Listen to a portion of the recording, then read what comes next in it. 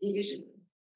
So, dear colleagues, I hope you can hear me. I don't know where to sit, whether to stand, because our technology specialists advised me to either sit or stand. So I would most probably stand here, and I'm going to jump straight into the presentation. The topic is something that has been introduced. So I'm going to start with the painting of Hildebrand and Hillelo, who you can see here, a painting produced by Sir Frederick William Burton in the 19th century.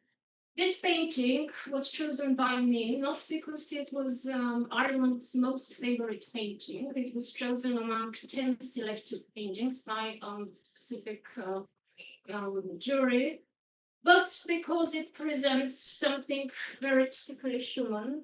We can guess that Hildebrand and Hillelo are lovers or people in love who meet on the turret stairs.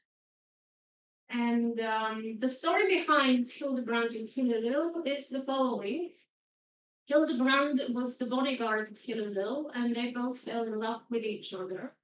But Hillelo's father was not very happy with this, and he sent his 7 sons to kill him. But actually, what happened was that Hildebrand killed the father and 6 of the sons, and while he was fighting with the last one, Hillel interceded and managed to save the life of her last brother. Unfortunately, Hildebrand died because he was badly wounded, and Hillel died shortly after him because she lost the love of her life. What is magnificent about this painting is that the painter created not the bloodshed, not the fighting between the fight scenes between Hildebrand and the father and his 7 brothers.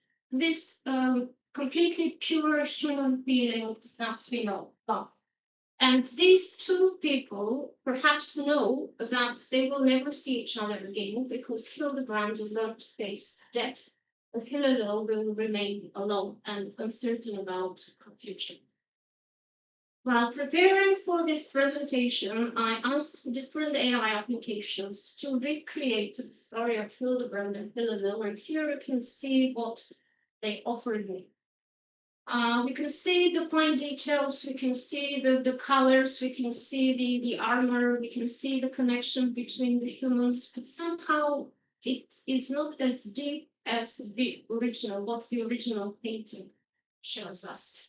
So if we are to define AI, we can see that it can produce text, summarize thoughts, participate in dialogue, personalized learning, and it can do it with the speed that we have never imagined a few years ago. But it still cannot appreciate the significance of a moment, the weight of the words. It cannot interpret silence between the teacher and the student in the classroom, and it cannot definitely decide when feedback becomes guidance and guidance becomes fear. So it still has not mastered our purely humane or human features. But we can also say, with regards to this, that artificial intelligence can generate the surface of understanding, but not its depth, at least not at this moment. And when mentioning understanding, we can't ignore language teaching and learning, because language teaching and learning has always been about understanding. And we don't mean just words and grammar, but how and why language is used in particular ways. And in this AI-saturated world, we, the teachers of English, should guide our learners beyond the mastery of forms and functions and help them realize how language functions as a tool of thinking, relating, and making sense of the world. And last but not least, we have to help our learners move beyond production toward empathy, because language is what connects us with other people. We can reconnect, we can even disconnect, but that's what we use language for, communication with others. And just as Hildebrand and Hillel are at the intersections of 2 worlds, the one that is familiar, in our case, in our classrooms, the world of human language, intuition, and lived experience. And the other one, the unknown, that is still emerging, that is still creating, because it is shaped by artificial intelligence, by data, and by completely different ways of making think. We have to transform ourselves and assume a new role. The role of guides between these two worlds, helping learners navigate the complexity that has been created by AI technologies and help them think critically, approach technology with care, and also with creativity and imagination. But is this the reality in which we live in? And do we as language teachers feel that way? Well, that is a question that not only me has been asking, but also other researchers. And among the myriad of research that is available, I will mention just one. This survey that has been produced by the British Council in 2023, and which gives us an idea of what teachers around the world think about artificial intelligence. We can say that there is generally the positive attitude towards it, but still, within this positive attitude, we could feel the insecurity of teachers because only 20% of the participants claimed that they feel sufficiently trained to use it, to apply it in the classroom. And also, we can feel and see the challenges that they shared, technology breakdowns, limited capabilities, fears about data privacy, and issues related to standardization in language use. I'm going to mention also another one, a different survey, which has been produced by the Digital Education Council in 2025, at the beginning of this year. And it is not focused so much on language teaching and learning, but it's more focused on what happens at universities. And why I chose this, a very simple answer, because universities are the institutions that train teachers and languages. And we can see that university staff, academic staff, also have this positive disposition towards AI and its integration in the classroom. And they also perceive this, AI technologies, more as an opportunity rather than as a threat. And when the participants in that particular survey have been asked about their opinion on incorporating artificial intelligence in the different teaching areas, we can see that generally they are positive about it, with just one minor exception, and that refers to grading and generating feedback to student work. The reason behind it, we are not, as teachers, absolutely sure that what we get as feedback from our students, especially on assignments that they have prepared on, has been produced solely by them and not with the help of artificial intelligence. And another important part of this survey is allowing us to open the door a little bit more and look at whether the institutions, the universities, have comprehensive guidelines that could help teachers how to implement artificial intelligence into their classrooms. Well, a very high percentage of the respondents say that such guidelines are missing, and we can conclude that there is still no institutional culture, or it has been developing, but very slowly, but institutional culture that accepts and that guides you when you want to integrate artificial intelligence, but also an institutional culture that approves your choice of not using artificial intelligence in your teaching. So based on this, and based on other research, which I'm not going to mention because of the time that we have for this speech, I have decided to create a short survey which focuses on 3 aims. And these aims are to explore how teachers perceive AI tools, whether they're useful or not, which AI tools they use and for what purposes. Second aim is to examine their perceptions on artificial intelligence on language learning, so whether that's beneficial or it's more a risk or concern, and then to investigate about their opinion on the professional roles of English language teachers in AI-rich classrooms. So with regards to these 3 aims, You can see the three research questions. They completely match with the aims and the four hypotheses. So the first one attempts to discover whether there is any relationship between the variety of AI tools that teachers use, the frequency with which they use it, and their experience as teachers, professional experience as teachers. The second one focuses on whether survey participants perceive AI tools as more beneficial than risky. The third one focuses on establishing the link between or the relationship between the better knowledge of AI tools, the high frequency, and whether teachers are cognizant of the risks, or they can find more risks or still consider AI tools beneficial. And the last one, of course, focuses on the enduring roles of teachers in AI classrooms. So a little bit about the participants. You can see that they are Georgian and Bulgarian teachers of English in different areas in the school system, and also university teachers. This survey started as something that was initiated during the last semester. It was trialed. The initial set of questions was trialed with only Bulgarian teachers of English, and then after improving the questionnaire, we were talking with a Georgian friend from a university with which our university has a partnership. And we were talking and thinking about collaboration. I asked her, I have a survey, would you like to test it with Georgians and decide whether it's good or not, and still improve it, and then search for other partners to complement it. So she agreed, and she helped me to reach a wider audience of Georgian teachers, and not only in university but at schools. I also used former Erasmus students that we have had from Georgia, so they helped me multiply the survey. Not a huge number of participants, only 50, and you can see the age groups of these participants, generally people from 25 to 54, the majority of the respondents. And these people are people, again, the majority of them having 11 plus years of teaching experience.